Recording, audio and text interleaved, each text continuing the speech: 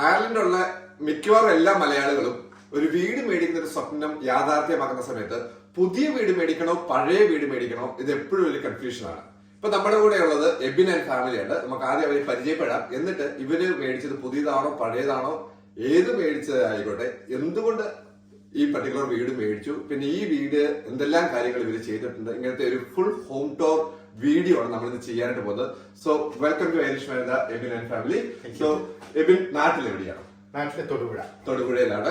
അയർലൻഡിൽ വന്നിട്ട് എത്ര നാളായി? ഞാനിപ്പം 4 വർഷം കഴിഞ്ഞു. 4 വർഷം കഴിഞ്ഞു. വൈഫിന്റെ പേര് അനു. ബൈ പ്രൊഫഷൻ ഡെഫിനറ്റ്ലി നമുക്ക് എല്ലാവരും പോലെ തന്നെ നേഴ്സാണ് അല്ലെ? എവിടെയാണ് വർക്ക് ചെയ്യുന്നത്? ക്യാവൻ ജനറൽ ഹോസ്പിറ്റലിലാണ് വർക്ക് ചെയ്യുന്നത്. അയർലൻഡിൽ വന്നിട്ട് 4 വർഷം 5 വർഷം. ഇപ്പൊ ഇവര് ക്യാവനിലാണ് താമസിക്കുന്നത്. വീട് മേടിച്ചിരിക്കുന്നതും ക്യാവനിൽ തന്നെയാണ്. നിങ്ങൾ അയർലൻഡിൽ വന്ന കാലം മുതൽ ഡെഫിനറ്റ്ലി ക്യാവനിലല്ലായിരുന്നു. ഇതിനു മുന്നേ നിങ്ങൾ ഏത് കൗണ്ടിയിലായിരുന്നു? കൗണ്ടി കിൽഡെയറിലായിരുന്നു. അവിടെ എത്ര വർഷം ഉണ്ടായിരുന്നു? 2.5 വർഷം ഉണ്ടായിരുന്നു. ഇപ്പൊ ക്യാവനിലേക്ക് വന്നിട്ട് 1.5 വർഷം കഴിഞ്ഞു. നിയർലി 2 years ആയി ക്യാവലിൽ വന്നിട്ട്. സോ ക്യാവലിൽ നമ്മളിപ്പോ സ്വന്തമായിട്ട് ഒരു വീട് മേടിച്ച് സെറ്റിൽ ആയി. ഓക്കെ, ഇത് പുതിയ വീടാണോ അതോ സെക്കൻഡ് ഹാൻഡ് ആണോ? ഇത് ഒരു പഴയ വീട്, സെക്കൻഡ് ഹാൻഡ് വീടാണ്. ഈ ഒരു വീടിന് എത്രമാത്രം സ്ക്വയർ മീറ്റർ സൈസ് വലിപ്പം എത്രയുണ്ട്? 129. ഓക്കെ, ലെറ്റ്സ് അറൗണ്ട് ഒരു 130 സ്ക്വയർ മീറ്റർ ആണ് ഈ ഒരു വീടിന്റെ വലിപ്പം.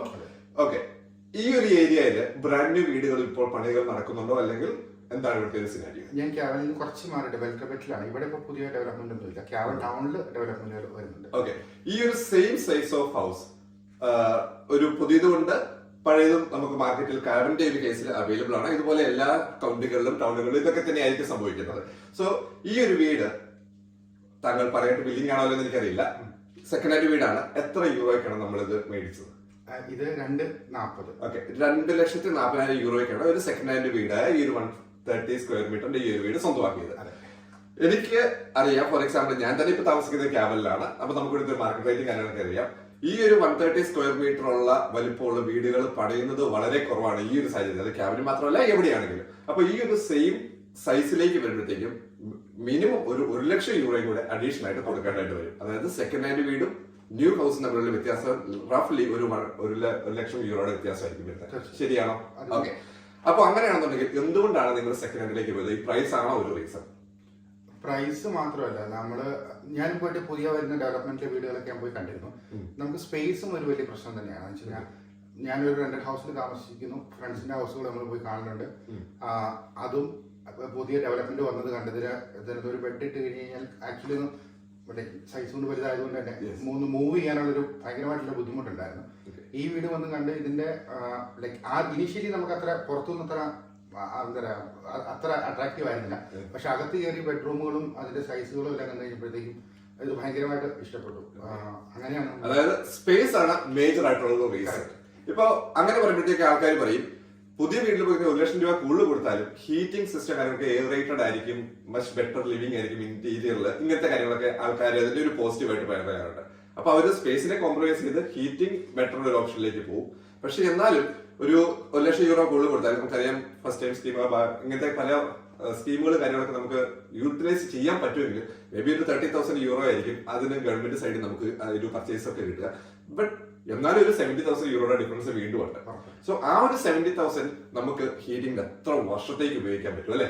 അതൊരു പ്ലസ് ആയിട്ടുള്ള അഡ്വാൻറ്റേജ്. അതേസമയം നമ്മൾ ആ 70,000 കൂടി ഇനി 2 ലക്ഷം യൂറോ കൊടുത്താലും സ്പേസ് ഒരിക്കലും കൂട്ടാൻ പറ്റില്ല. സോ സ്പേസ് വലിയൊരു അഡ്വാൻറ്റേജ് ആണ് സെക്കൻഡ് ഹാൻഡ് വീടിനെ സംബന്ധിച്ചോളം. മറ്റൊന്ന് ഈ ഇന്റീരിയർ റെനോവേഷൻ. നമുക്കറിയാം പുതിയൊരു വീട് മേടിച്ച് കഴിയുമ്പോഴത്തേക്കും ഡെഫിനറ്റ്ലി ആ ഒരു ബിൽഡർ ഒരു ബേസിക് ആയിട്ടുള്ള കാര്യങ്ങളൊക്കെ ആയിരിക്കും യൂസ് ചെയ്യുന്നത്. അത് ഫ്ലോറിൽ യൂസ് ചെയ്യുന്ന ലാമിനേറ്റ് ആയിക്കോട്ടെ, ടൈൽ ആയിക്കോട്ടെ, ഇങ്ങനത്തെ പല കാര്യങ്ങളും ബേസിക് ആയിട്ടുള്ള സപ്ലൈസ് ആയിരിക്കും, മെറ്റീരിയൽസ് ആയിരിക്കും യൂസ് ചെയ്യുന്നത്. ഫോർ എക്സാമ്പിൾ, ഒരു വാഷ് ബേസിൻ എടുത്താൽ പോലും നമുക്കൊരു 10-15 യൂറോയ്ക്ക് ഒരു ടാപ്പ് മാർക്കറ്റിൽ അവൈലബിൾ ആണ്. 1000 യൂറോയ്ക്ക് കൊടുക്കുന്ന ടാപ്പ് കിട്ടും അല്ലെ? അപ്പൊ സെക്കൻഡ് ഹാൻഡ് വീട് മേടിച്ചപ്പോഴത്തേക്കും താങ്കൾ എന്തെല്ലാം കാര്യങ്ങളാണ് ഇവിടെ ചേഞ്ചസ് വരുത്തിയത്? ബേസിക്കലി ഇതിന്റെ ഫ്ലോറിംഗ് മാറ്റി, പിന്നെ ഇന്റീരിയറും മാറ്റി. അതാണ് നമ്മൾ ചെയ്തിട്ടുള്ളത്. പിന്നെ ജസ്റ്റ് ഒന്ന് പെയിന്റ് അടിച്ചു. ഓക്കെ, സോ ഇന്റീരിയർ മാറ്റിയപ്പോഴത്തേക്കും ഫ്ലോറിംഗ് മൊത്തത്തിൽ മാറ്റിയോ? കാർപ്പറ്റ് ഉണ്ടായിരുന്നത് മാറ്റി റീപ്ലേസ് ചെയ്ത് കാർപ്പറ്റ് തന്നെയാണ് ഉപയോഗിച്ചിരുന്നത്. സ്റ്റെയർ കേസിലും സ്റ്റെയറിന്റെ ലാൻഡിലും ബാത്റൂമിലും ലിവിംഗ് റൂമില് കിച്ചണ് എൻട്രൻസ് അതിന്റെ കംപ്ലീറ്റ് ടൈല് കൊണ്ടുപോകാൻ.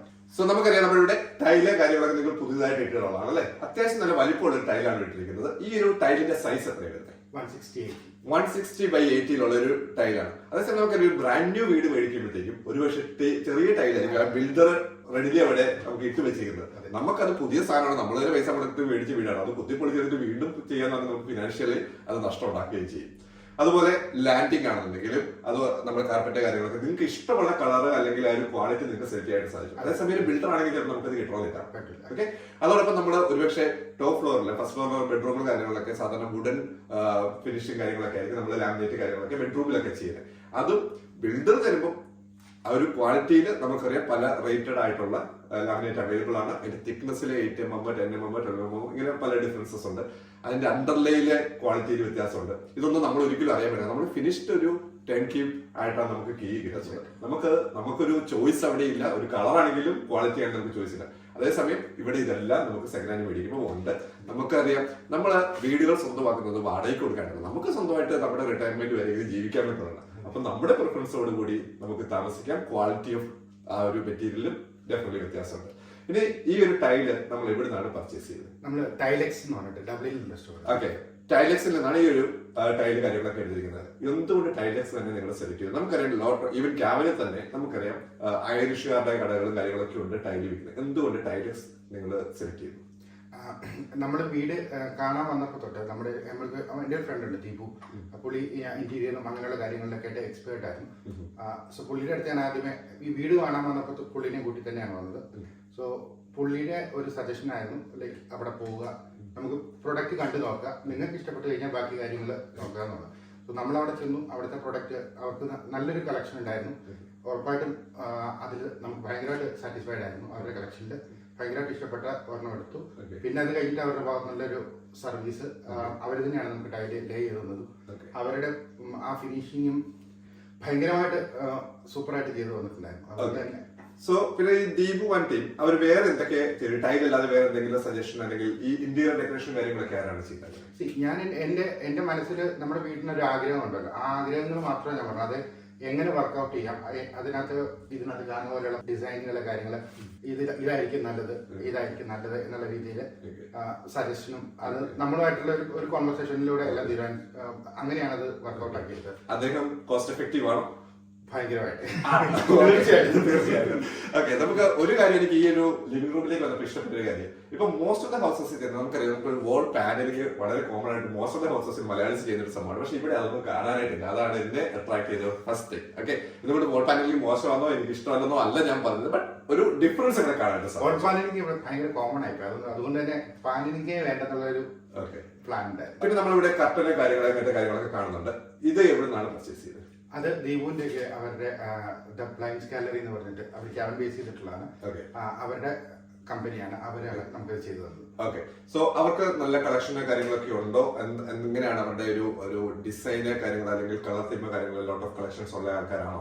ഉണ്ട്, ഒരുപാടുണ്ട്. അവരുടെ അടുത്ത് ലൈക്ക് ഇതിന്റെ എല്ലാം സാമ്പിൾസ് ചെയ്ത് വെച്ചിട്ടുണ്ട്. സോ തീർച്ചയായിട്ടും നമുക്ക് പോയി കണ്ട് ഒരു വിൻഡോയിൽ വെച്ചതുപോലെ നമുക്ക് നമ്മുടെ വിൻഡോയിൽ എങ്ങനെ വരും എന്നുള്ള രീതിയിൽ നമുക്ക് കാണാൻ പറ്റും. സോ അത് കണ്ടിട്ട് നമുക്ക് ഇഷ്ടപ്പെട്ടത് നോക്കിയിട്ട് എടുക്കാം. ഇഷ്ടംപോലെ കളക്ഷൻ ഉണ്ടായിരുന്നു. സോ ലൈക്ക് ഒരുപാട് വെറൈറ്റീസ്, എന്താ പറയുക, അതിന് കുറെ ടെക്നിക്കൽ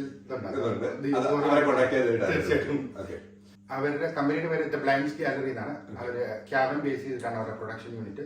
അവർക്ക് ലൈക്ക് നമ്മളവിടെ ചെന്നിട്ടാണ് സാധനം കണ്ടതും സെലക്ട് ചെയ്തതും എല്ലാം. അവർക്ക് നല്ലൊരു കളക്ഷൻ ഉണ്ട്, ഒരുപാട് ഡിസ്പ്ലേ ചെയ്ത് വെച്ചിട്ടുണ്ട്.